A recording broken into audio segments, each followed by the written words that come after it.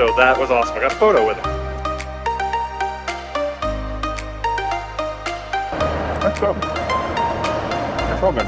What is something that instantly comes to mind when I mention New York City?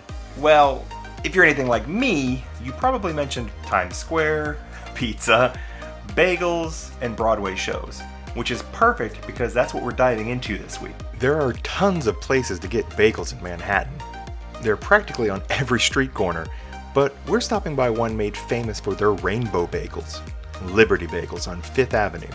Known for hand-rolled New York-style bagels made fresh at the store each day, Liberty Bagels has such a wide selection of bagels that can be eaten as a breakfast sandwich or paired with several flavors of cream cheese, it was difficult to choose what to get. Eventually, we made our choice and got them to go.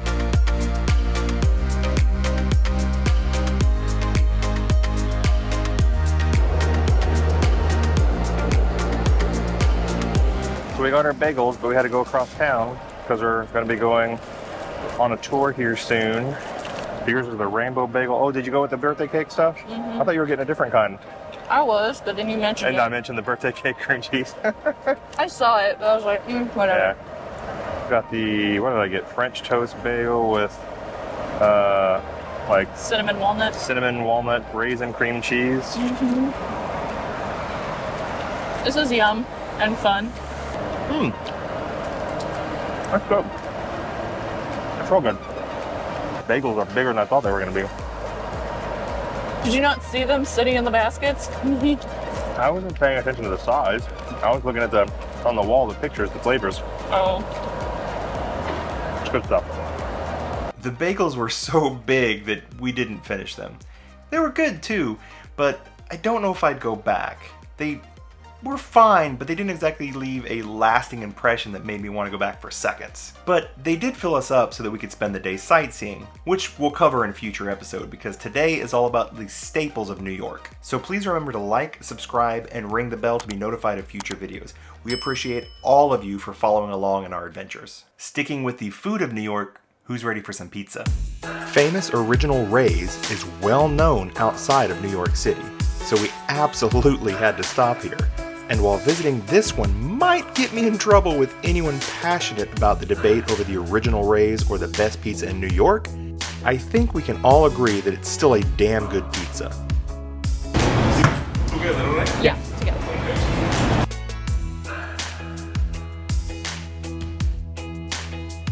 Yours is like a gyro on a pizza. I know, so I was like, that's interesting. I'm going to have that. Oh my god. So much grease. It's actually really good.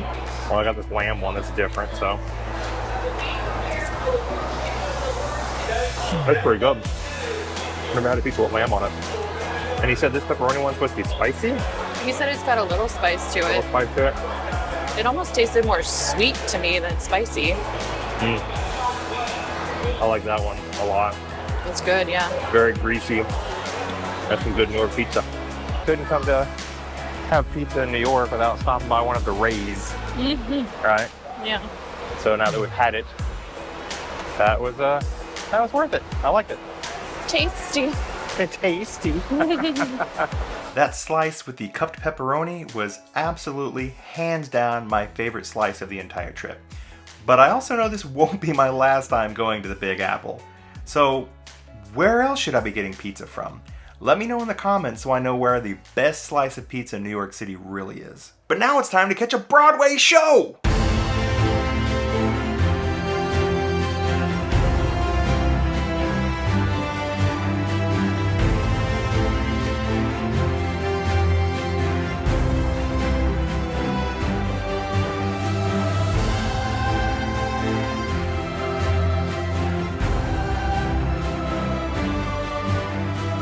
Okay, so obviously I can't film in the theater, and I would love to have the Back to the Future score playing, but, you know, copyright. But regardless, this was the best theater show I have ever seen, and can't recommend it enough to anyone that's going to go see a Broadway show. Put it this way, the show was so fantastic that I'm planning a weekend trip back to New York just to see that show again as soon as I'm able.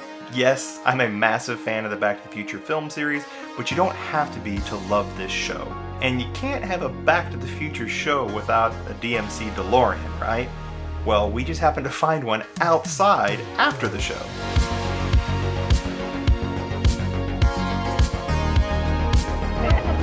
You'll make it okay.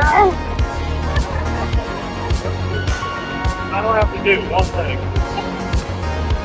I just saw Back to the Future the musical with my lovely wife who bought me tickets after she surprised me with a trip to New York.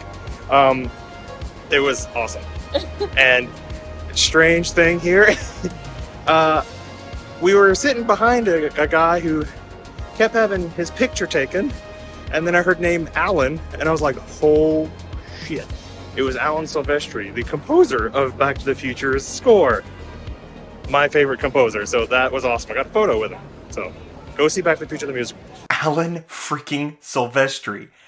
I mean, huge talent in the music world as a composer, and I was sitting right next to him.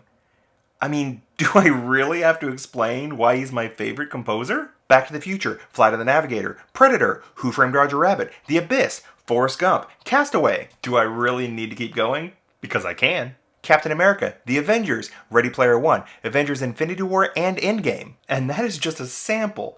This man makes fantastic music, and I was absolutely starstruck meeting him. I know he'll probably never see this, but I cannot thank him enough for taking the time to have a conversation with me and even taking a photo. Alan, thank you so much. Next stop, Times Square. So, we didn't do much in Times Square, because it is just a crowded area with a bunch of billboards, but I think every tourist in New York City should experience it at least once. So we walked through and grabbed a couple photos before heading home for the night. It occurs to me that the DeLorean outside of the Broadway show wasn't exactly screen accurate.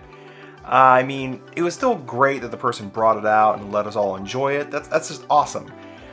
But I feel like I need a second go around at sitting in a DeLorean. Have a little toy. And nope, it gets better.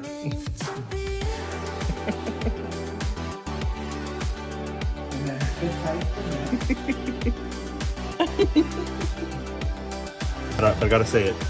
Time circuit's on.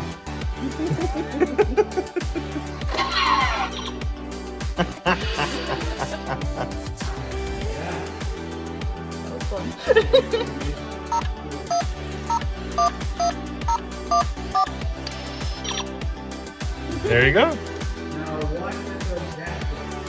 Oh, yeah. Bye. Oh, it all lit up. That was awesome. That's the first time I've had both legs in the DeLorean. Like, I've had people had their kind of, I mean, they're not like screen accurate, but they like throw some stuff together at different events we've gone to, and they let you sit in and take pictures. And I can kind of get like one leg in, and the other leg's always like hanging out, because I'm like, I don't know how to get in this thing. It's not built for tall people. My thanks once again to Bill Shea, and we'll see more of him in a future episode. Catch you next week. Out to the left. Oh, Yep. There's a step there. Not for people over 6 feet.